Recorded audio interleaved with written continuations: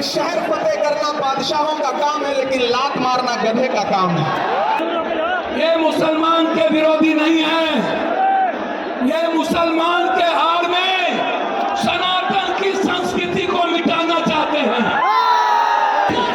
कोई अल्लाह के घर पे कब्जा करे तो क्या करेंगे? मस्जिदों के गुम्बद तोड़े जा रहे हैं, कई गाड़ियां नोची जा रही है, कई टोपियां उछाली जा रही है, पार्लियामेंट में तुम्हारे खिलाफ कानून बनाए जा रहे हैं, एडमिनिस्ट्रेशन में कॉमन फैसले लिए जा रहे हैं। उनको बिहार राज्य जो है कूड़े के दान में फेंकने का काम करेगा। अस्सलाम वालेकुम। मेरी आंखों के सामने हजारों की तादाद में, लाखों की तादाद में, अब थोड़ी देर आप लोग बैठ जाएं, जितना इंतजाम आपने कर लिया आप थोड़ी देर बैठ जाएं। मुझे इनसे बात करें, मैं आपसे भी गुजारिश करूंगा थोड़ी देर। ये सैकड़ों किलोमीटर से आए हुए लोग धूप की शिद्दत में खड़े हैं, तो इनकी मौजूदगी को सलाम। मुझे पता है नया पाने की चाहत में पुराना छूट जाता है, नया पाने की चाहत में पुराना छूट जाता है। तुझे अपनाऊं तो मुझसे जमाना रूठ जाता है। मोहब्बत पढ़ने लिखने में बहुत आसान है, लेकिन मोहब्बत को निभाने में पसीना छूट जाता है। इमारत शरिया के बुलावे पर पूरे बिहार, पूरे बंगाल, पूरे उड़ीसा, पूरे झारखंड के कोने कोने से आए हुए अपने हमउम्र साथियों को, अपने बुजुर्गों को सलाम करता हूं। अगली थोड़ी देर आपसे मुखातिब रहना चाहता हूं।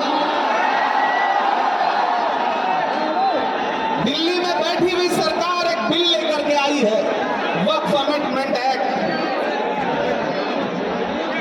हम ही को कातिल कहेगी दुनिया, हमारा ही कत्लेआम होगा।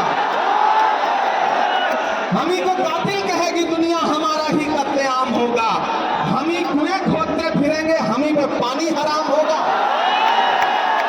हमारे आबाओ अजदाद की दान की हुई जमीनें दिल्ली में बैठी हुई सरकार, दिल्ली का हाकिम लूट करके अपने धन्ना से दोस्तों को देना चाहता है। इसलिए यह बिल लेकर के आया गया है। पूरे मुल्क में इस बिल के खिलाफ एहतजाज हो रहा है। देश की पार्लियामेंट में आपने देखा, हम सारे लोगों ने इस बिल के खिलाफ लगातार लड़ाई लड़ी, लेकिन नंबर उनके पास है, इसलिए यह बिल पास हो गया। अब लड़ाई सड़कों पर लड़नी है। देश की माननीय उच्चतम न्यायालय में, सुप्रीम कोर्ट में यह मुकदमा ऑलरेडी पेंडिंग है, और मुझे पूरा यकीन है कि हमारे देश की सुप्रीम कोर्ट इंसाफ जरूर करेगी।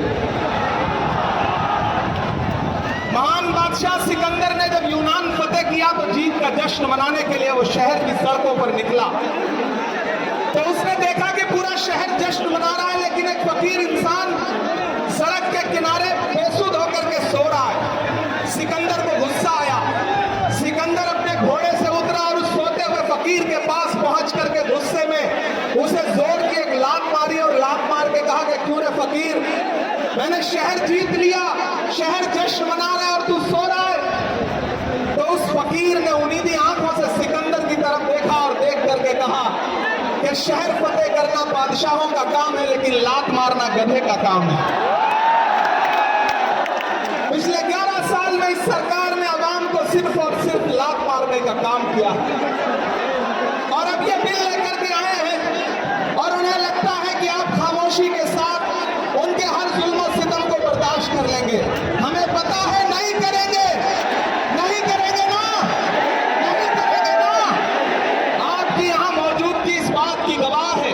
मुझे पता है धूप बहुत ज्यादा है, इसलिए हजारों की तादाद में लोग दरख्तों के नीचे किनारे बैठे हुए हैं, वो बीच में नहीं आए, लेकिन फिर भी आज पूरा पटना, पूरा बिहार जाम हो चुका है।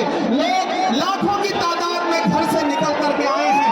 मैं सलाम करता हूं आपकी जिंदा दिली को, आपकी मोहब्बत को। फैसल रहमानी साहब के एक बुलावे पर मैं उनको भी सलाम कर रहा हूं। ये जो नई नस्ल है, ये पानी की तरह बह रही है। मैं इस नई नस्ल के बहने को भी सलाम करता हूं। बहुत तकरीर नहीं बस इतना कहना है कि नहीं, ऐसा नहीं होगा, कभी ऐसा नहीं होगा, कभी ईमान का कुरान का सौदा नहीं होगा। बिहार वालों, बताना, दिल्ली तक अपनी आवाज पहुंचाना कि नहीं, ऐसा नहीं होगा, कभी ऐसा नहीं होगा, कभी ईमान का कुरान का सौदा नहीं होगा। हमें तुम कत्ल कर दो, शौक से मंजूर है, लेकिन शरीयत के किसी मुद्दे पर समझौता नहीं होगा। एक आखिरी बात आपसे कह रहा हूं साथियों, आप एक चीज ध्यान में बिठा के रखना कि अगर ये बिल लोकसभा में आया और इसकी हिमायत में अगर 250 से ज्यादा वोट पड़े, 288 वोट पड़े, तो इस बिल की मुखालफत में लोकसभा में 232 वोट पड़े। लोकसभा में मुसलमान सांसद सिर्फ 24 है, तो 200 से ज्यादा इस देश के हिंदू भाई, दलित भाई, सिख भाई, ईसाई भाई जो मेंबर ऑफ पार्लियामेंट हैं, वो लोकसभा में रात के 3:30 बजे तक इस बिल के खिलाफ वोट कर रहे थे और आपसे कह रहे थे कि हम आपके साथ खड़े हैं। ये है इस कुल की गंगा जमुनी तहजीब।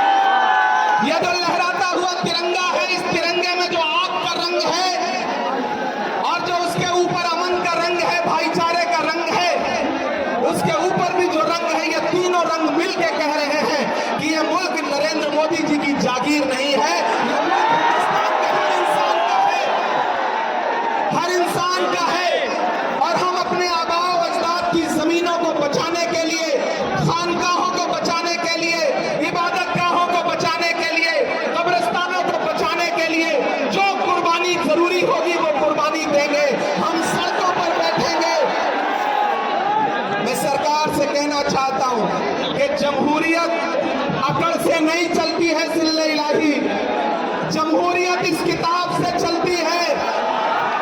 यह जो संविधान है जिसे डॉक्टर बाबा साहब अंबेडकर ने अपने खून पसीने से लिखा था, इस किताब से मुल्क चलेगा, किसी की अकड़ और जिद से नहीं चलेगा। नरेंद्र मोदी जी, आपको यह समझना पड़ेगा कि आप हमारी हिमायत में जो बिल लेके आए हैं, हमें पता है वो हमारी हिमायत नहीं बल्कि हमें बर्बादी का सामान लेकर के आए हैं। आपकी साजिश हम समझते हैं, आपकी मंशा हम समझते हैं और हम इस बिल के खिलाफ खड़े हैं। आज यहाँ पटना के ऐतिहासिक गांधी, जब गरीब आवाम की सरकार बनेगी तो इस बिल को, इस कानून को बिहार राज्य जो है कूड़े के दान में फेंकने का काम करेगा। बिहार में किसी भी कीमत पे इस कानून को हम लोग लागू नहीं होने देंगे। हम ज्यादा समय नहीं लेना चाहते, लेकिन आप लोगों से कुछ कहना चाहेंगे। जब धरती एक है, एक ही हवा है, एक ही हवा में सब सांस लेते हैं, एक ही सूरज है, एक ही रंग का पानी है, फिर ये भेदभाव का क्या मतलब हुआ? जब प्रकृति एक है तो हमारी प्रवृत्ति अलग क्यों है? ये डरपोक नामर्द भाजपाई इंसान, ये डरपोक नामर्द भाजपाई इंसान, इंसान से इंसान को लड़ाते क्यों हो? ये मुद्दों से क्यों डरते हो? ये गरीबी, महंगाई, बेरोजगारी, अपराध, अत्याचार और भ्रष्टाचार से नहीं लड़ेंगे। ये मुद्दों की बात नहीं करेंगे।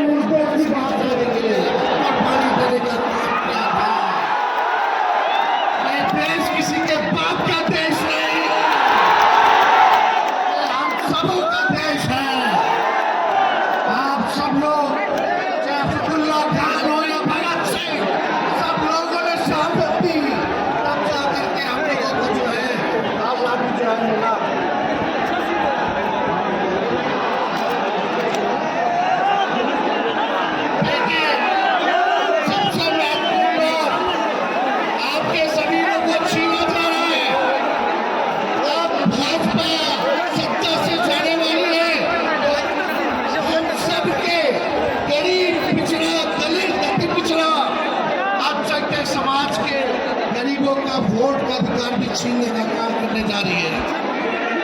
अभी नया इलेक्शन कमीशन का नोटिफिकेशन आया है कि 8 करोड़ वोटर का फिर से वो नया सूची बनाने जा रहे हैं और मात्र 25 दिनों के अंदर जो है नई सूची को बनाना है। ये लोग पहले गरीबों का संविधान में जो मिला अधिकार वोट का राज मतलब छोड़ कर ये हम लोग पूरे बिहार से आज के इस इजलास को देख रही है। मेरी माओ आपको सलाम, मेरी बेटियों आपको सलाम। आपने अपने भाइयों को, अपने शहरों को, अपने बेटों को आज के इजलास की कामयाबी के लिए भेजा। यहाँ से हम ये आवाज देंगे, हमारी ये आवाज है वक्त की हिफाजत में मिल्लत इस्लामिया के मर्द और खवातीन साथ हैं, हम एक हैं, हम हमारे बच्चे हमारे साथ हैं, हमारे नौजवान हमारे साथ हैं, हमारी सारी असातिज़ा हमारे साथ हैं, हमारे खानदान हमारे साथ हैं और हम सब मुत्तहिद हैं। हम में कोई इंतशार नहीं, हम में कोई इख्तिलाफ नहीं, सब जमातें हमारे हैं, हम सबके हैं। All India Muslim personal law board हमारा है, हम all India Muslim personal law board के हैं। मेरे प्यारे भाई हजरात, आप सबको मैं यहाँ कहना चाहूंगी, ये वक्त मसाजिद, कब्रिस्तान, खानखाहें, ईदगाहें 1000 साल की विरासत है जो आपके हमारे हाथों से इस काले कानून के जरिए छीनी जा रही है। हम कैसे खामोश बैठ सकते हैं, हम कैसे इत्मीनान से रह सकते हैं, हम कैसे गफलत में रह सकते हैं। हमको इस बिल की वाकई तक मुस्तकिल मेहनत और कोशिश करना है, शऊर बेदार करना है, साथ ही साथ इत्तेहाद भी कायम रखना है। और इमारत क्या है? इमारत एक खिदमत है, एक सर्विस है, सिर्फ मजहबी नहीं, समाजी, सियासी, हर एतबार से रहनुमाई है। हम इत्तेहाद की भी आवाज दें और जब तक ये बिल वापस नहीं लिया जाएगा हमारी जद्दोजहद जारी रहेगी। बिहार से ये आवाज उठी है, पूरे मुल्क हिंदुस्तान से आवाजें उठ रही है। इंशाअल्लाह वक्त बिल वापस होने तक ये जद्दोजहद जारी रहेगी। नारा दीजिए, वक्त बिल वापस लो, वक्त बिल वापस लो, वक्त बिल वापस लो। मुसलमानों का इत्तेहाद जिंदाबाद। जज़ाकल्लाह, बहुत बहुत शुक्रिया। बिस्मिल्लाहिर्रहमानिर्रहीम। दस्तूर वक्त बचाओ, दस्तूर बचाओ इस अजीमुस्शान कॉन्फ्रेंस के सदर बावकार हजरत मौलाना अहमद वली फैसल रहमानी साहब आइश में तशरीफ फरमा। दिगर मुअज़्ज़ज़ उलमा-ए-किराम, मुख्तलिफ सियासी तंजीमों के मुअज़्ज़ज़ अरकान असेंबली, मीडिया के अच्छे साथियों, खानकाहों के मसाइल के अज़ाम और इस जलसे बावकार में तशरीफ फरमा सभी हाज़रीन, मैं इस वक्त गुफ्तगू करने नहीं आया बल्कि अपने अमीर शरीयत के हुक्म की तामील करने के लिए आया हूँ। और इस वक्त आप लोगों को मालूम है कि ये इमारत शरिया वो अजीम विरासत है कि आज से तकरीबन 105 साल कबल हमारे उलमा ने हमें एक अजीम विरासत सौंपी और वो विरासत है इमारत शरिया की। ऐसे मौके से हम इमारत के बानी हजरत मौलाना अबुल मोहसिन सज्जाद अली रामा, हजरत मौलाना अबुल कलाम आज़ाद अली रामा को, हजरत मौलाना मोहम्मद अली मुंगेर रहमतुल्लाह अलैह को, बदरुद्दीन कादरी साहब को, शाह हबीबुल्लाह साहब को खराज अकीदत पेश करना चाहते हैं। मेरे अजीजों, एक बात सुनो, वो कौम फला नहीं पा सकती जो अपने अमीर की अताअत नहीं करती। यहाँ पर ये भीड़ नहीं है, ये जमात है और जमात अमीर की अताअत का नाम है। जिसने अमीर की अताअत नहीं की वो जमात की भीड़ का तो हिस्सा बन सकता है, के फायदे से वो कभी फायदा नहीं उठा सकता जमात की बरकतों से। इसलिए अमन अमान कायम रखिए। इस वक्त एक बड़ी मुसीबत आई है मुसलमानों ने हिंद पर कि मुसलमानों के जानो माल, इज्जत और आबरू पर हर तरफ डाके डाले जा रहे हैं। कई बेटियों की इज्जत लूटी जा रही है, कई मस्जिदों के गुम्बद तोड़े जा रहे हैं, कई गाड़ियां नोची जा रही है, कई टोपियां उछाली जा रही है, पार्लियामेंट में तुम्हारे खिलाफ कानून बनाए जा रहे हैं, एडमिनिस्ट्रेशन में कॉमन फैसले लिए जा रहे हैं। ये मौका होश के नाखून लेने का, नौजवानों जोश में सिर्फ आने का नहीं है। हाँ, यकीनन जोश भी जरूरी है, लेकिन होश के साथ हम जोश का मुजाहरा करेंगे। मुसीबत क्या है जान रहे हो? मुसीबत क्या है जान रहे हो? सुनो, मुसीबत ये है कि मोदी जब से आया है मुसलमानों को उसने निशाना बनाया है। कभी एनआरसी है जिंदाबाद चुप करो, कब जिंदाबाद कब मुर्दाबाद चुप करो। अहमद कब जिंदा करना चाहिए, कब नहीं समझता नहीं है। वक्त का काला कानून से पहले याद करो, शरीयत इस्लामिया की रोशनी में तलाक के कानून पर डाका डालने के काम का काम क्या ना फिर एनआरसी के नाम पर मुसलमानों को निशाना बनाया गया। जब आसाम में इसका खेल खराब हुआ कि मुसलमानों से ज्यादा खैर मुसलमानों के पास कागजात नहीं है, तो फिर वह थोड़ी देर के लिए दम लिया और इन्होंने बड़ी तहकीक के साथ यह फैसला लिया है कि मुसलमानों की अजीम विरासत जो मस्जिद है, जो मकबरे हैं, जो दीनी दरगाह है, जो मुसाफिर खाने हैं, जो कब्रिस्तान है, इनको उजाड़ा जाए। इस काले कानून ने गोया मुसलमानों की नहीं, इस्लाम की जड़ें उखाड़ने की साजिश की है। हम आजाद करने के लिए आए हैं, इस मुल्क की सरहद को बचाने के लिए एक नहीं करोड़ों अस्ताकुल्लाह हाजिर है, हम गर्दन कटाने को तैयार हैं। साथ ही हम ये भी याद लेते हैं कि इस मुल्क के आईन को भी अगर किसी ने तोड़ने की कोशिश की, ऐसे जालिमों का पंजा ही नहीं बढ़ोगे बल्कि अपनी गर्दन कटाने के लिए तैयार है।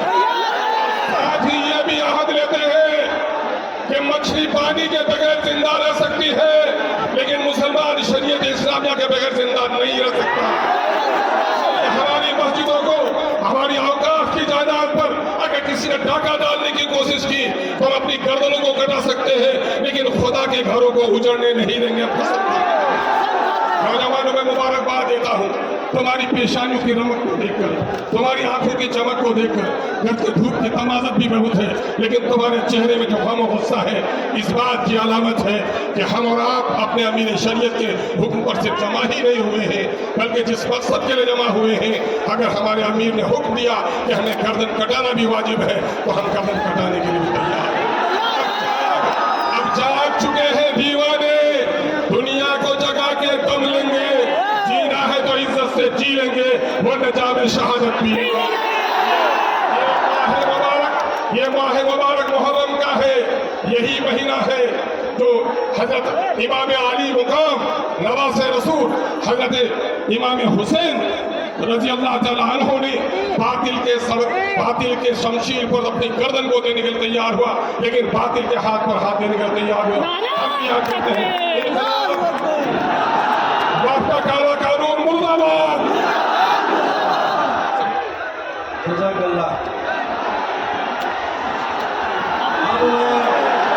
हम में से अक्सर लोग, हम में से कितने लोग यहाँ खड़े हैं जो अपने बाप के घर में रहते हैं? हाथ उठाइए। हम सब अपने बाप के घर में रहते हैं। अगर कोई हमारे बाप के घर पे कब्जा करेगा तो हम क्या करेंगे? हम लड़ेंगे। अगर कोई अल्लाह के घर पे कब्जा करे तो क्या करेंगे? लड़ेंगे। मैं छोटे से नारे लगाकर अपनी बात को खत्म करता हूँ। मैं नारे लगाऊंगा, आपको कहना हिंदुस्तान, क्या कहना है? जोर से बोलो, जोर से बोलो, मैं भी बोलूं, तुम भी बोलो, बच्चा बोले, बूढ़ा बोले, सड़क पे लिख दो, कब्र पे लिख दो, कफन पे लिख दो, पटना बोले, गांधी मैदान बोले, केरल बोले, कश्मीर बोले, बंगाल बोले, गुजरात बोले, कर बोलो, आजाद हमारा, आबाद हमारा, लहू पुकारे,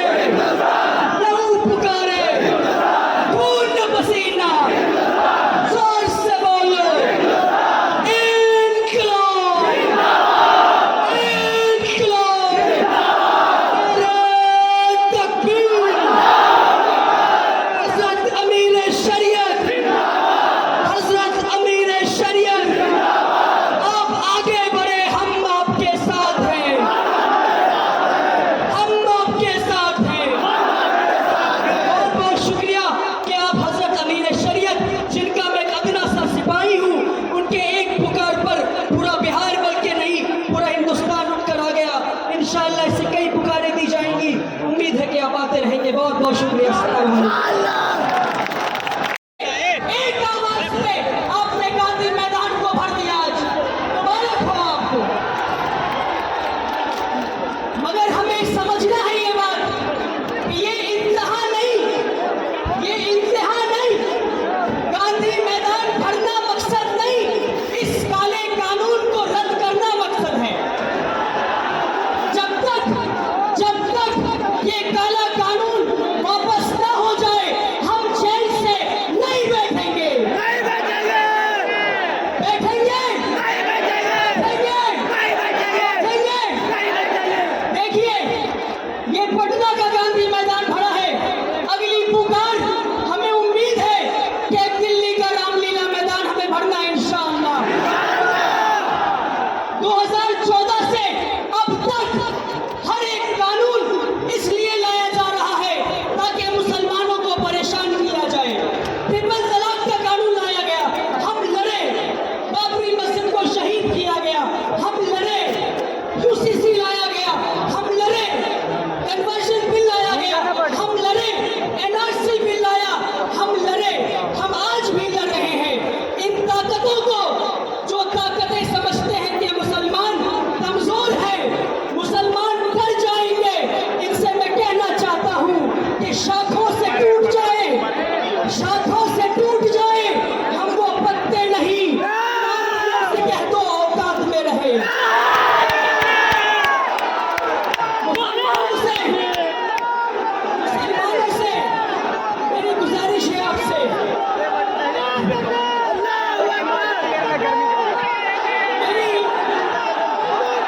ठीक है, मेरी, अच्छा मैं 10 तक गिनता हूँ, मैं 10 तक गिनता हूँ।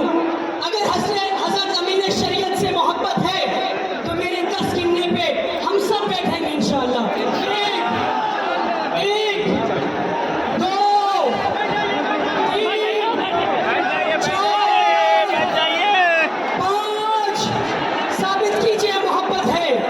6 7 8 10 होने वाला है, बैठ जाइए।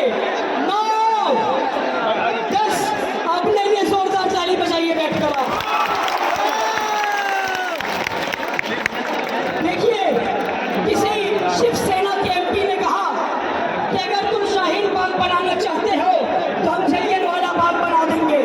हम कहना चाहते हैं, अगर तुम हम लोग हमेशा जितने जमात के लोग हैं यहाँ पर, हजरत साहब जो मर्द सरिया, जो एक इंसानियत को पैगाम देती है, जो इस दुनिया को मानवता के रास्ते चलने की ताकत देती है, हर धर्म और हर कौम मजहब की इज्जत करने का नाम है इस्लाम।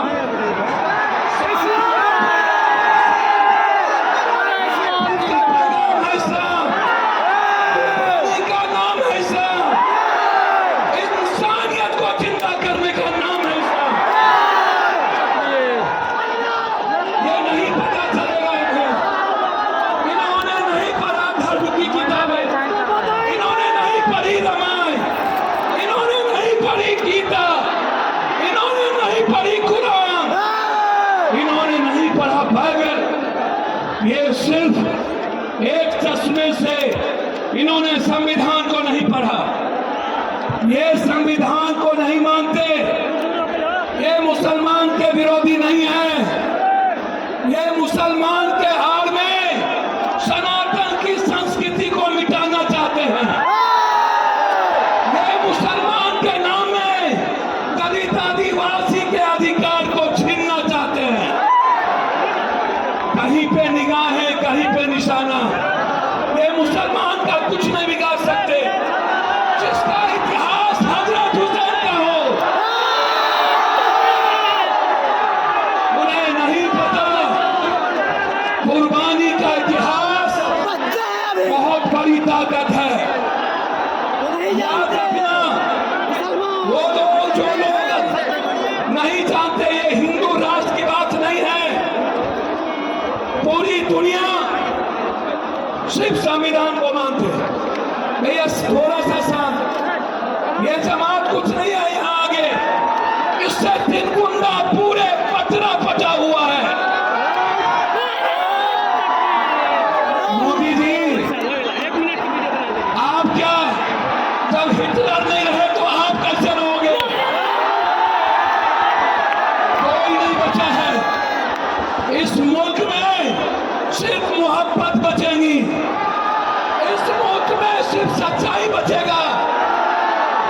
जिसके हाथ में भारत का झंडा और एक हाथ में गीता कुरान होगा और एक हाथ में संविधान होगा, वही इस मुल्क को चलाएगा।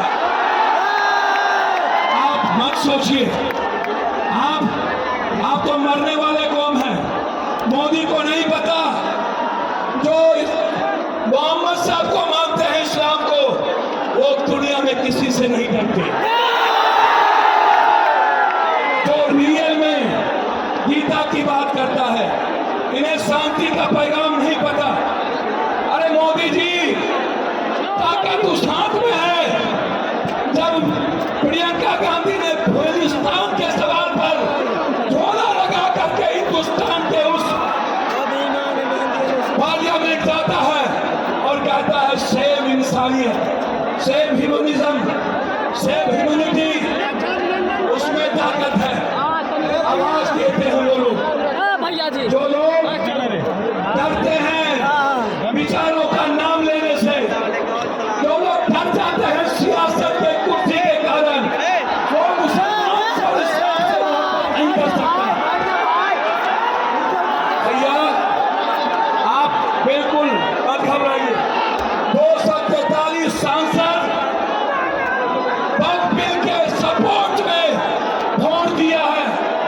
जिस मुल्क में 243 सांसद वक्फ के साथ खड़ा हो, उस वक्फ बिल को कोई इस धरती पर जितनी ताकत लगा लेना हो लगा लो, जब तक सुप्रीम कोर्ट और लोकसभा है, मेरे वक्फ को कोई छू भी नहीं सकता। वक्फ की जमीन किसी मुसलमानों की नहीं है, वक्फ की जमीन इस्लाम के नाम से अल्लाह की जमीन है। वक्फ की जमीन, अरे मोदी जी, मुसलमान जमीन नहीं छीनते। यदि सबसे बड़ा जमीन छीनने वाला कोई सौदागर है, वो बीजेपी है, कोई और नहीं है। इसको समझिए। इसीलिए मैं तो सिर्फ आपसे मोहब्बत करता हूं। मैं, आपको पता है, इस मुल्क में मैं बिल्कुल क्लियर हूं। जो भी धर्म और जाति के नाम पर हमला करेगा, उसे पप्पू यादव से जंग लड़ना पड़ेगा। अंत में मैं एक बात कहना चाहता हूं, एनआरसी से नहीं जीते, सीए से नहीं जीते, ये तलाक से नहीं जीते, ये कब्रिस्तान शमशान ईद बकरीद से नहीं जीते, ये जिन्ना और पाकिस्तान से नहीं जीते। अब ये चुनाव आयोग के द्वारा 4,70,00,000 वोटरों के, गरीबों के वोट को छीन कर ये बिहार में चुनाव लड़ना चाहते हैं। आप जोर से बोलिए, क्या आप वोटर को छीनने देंगे? चुनाव आयोग के खिलाफ जंग लड़ेंगे ना? ये प्रॉक्सी मार किया है, मेरे पीठ पर खंजर भोंका है, और 1 महीने के अंदर इस मुल्क का जो 4 करोड़ प्यारी बार है, 4 करोड़ 70 लाख, 8 करोड़ में 4 करोड़ 70 लाख को बेघर करना चाहता है। क्या हम ध्यान देंगे? इन्हीं शब्दों के साथ मैं आपको कह देता हूं, जब जब संविधान पर हमले होंगे, जब जब किसी शांति और मानवता के लिए जीने वाला इस्लाम हो या सिख सनातन पर हमला होगा, और ये पाखंडी भावा से लेकर नरेंद्र मोदी जी आप हमला कर लो, लेकिन ये मुल्क आपको बर्दाश्त नहीं करेगा। बहुत बहुत आपको धन्यवाद। अल्लाह हाफिज। हम लोग जिंदा हैं, और जब तक पप्पू यादव जैसे लोग जिंदा हैं, तब तक कोई आपका बाप भला नहीं कर सकता। हमारे हजरत साहब ने आदेश दिया था, और हजरत साहब ने सभी जगह खाने की व्यवस्था किया। जिन्हें भूख लगे, 1 लाख लोगों की व्यवस्था आपके पीछे है। बिना खाए नहीं रहिएगा, जब तक पप्पू यादव है, तब तक कोई भूखा नहीं रहेगा। ये आप लोग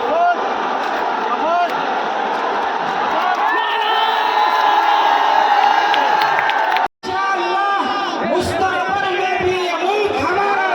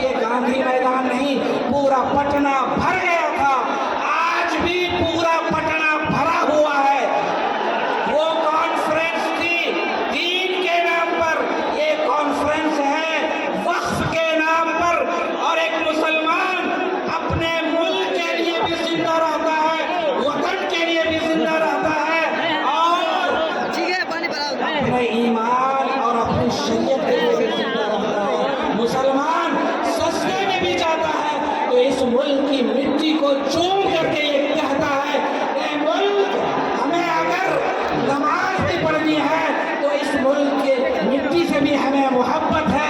हम इस मुल्क की मिट्टी को चूम करके अपनी पेशानी को झुका करके हम अल्लाह से वादा करते हैं कि जो लोग इस मुल्क में नफरत की फिजा कायम करना चाहते हैं, जो लोग हिंदुस्तान में नफरत की फिजा को आम करना चाहते हैं और यहाँ अफरा तफरी का माहौल पैदा करना चाहते हैं, उन तक ये पैगाम पहुँचा दो कि आज़ादी की लड़ाई में हमने बढ़ चढ़ कर हिस्सा लिया।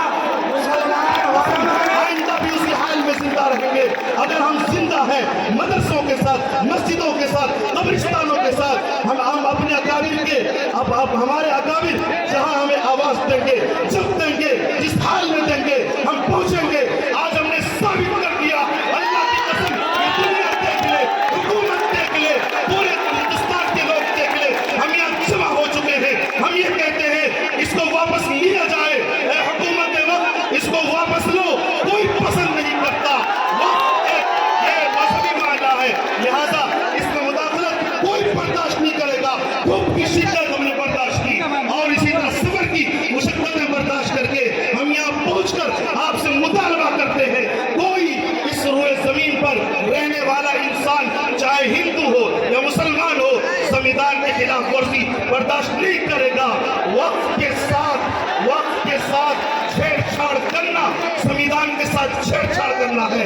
लिहाजा हमें चाहिए कि हम हर हाल में इसके खिलाफ खड़े हैं और हम दरख्वास्त करते हैं हुकूमत वक्त से इसको वापस लिया जाए। हमारा ये मुतालबा है। अल्लाह ताला हमें बात समझने की तौफीक नसीब फरमाए और हम सबको हमेशा तौफीक नसीब फरमाए।